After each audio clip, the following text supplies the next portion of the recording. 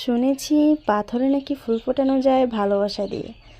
ঠিক তেমনইভাবে আমি আমার ভালোবাসা দিয়ে আমার স্বপ্নের কাজটাকে, অর্থাৎ এই বেকিংয়ের কাজটাকে, স্বপ্নটাকে দাঁড় করানোর চেষ্টা করছি, ফুটিয়ে তোলার চেষ্টা করছি। কেক বানানো অনেকে একটা আর্টিস্টের মধ্যে পড়ে। এর মাধ্যমে মানুষের মনের ভাবগুলোকে প্রকাশ করতে পারে বিভিন্ন নকশার মাধ্যমে। ঠিক তেমনইভাবে আমিও ট্রাই করেছি। ইউটিউব দেখে যে আমি কত জিনিস নষ্ট করেছি যা বলে বোঝানোর মতো নয়। আর আমি ইউটিউব দেখে করতে করতে আলহামদুলিল্লাহ অনেকটাই শিখে গিয়েছি। এখন রানিং চলছে, একটা কোর্সের মধ্যেও রয়েছি।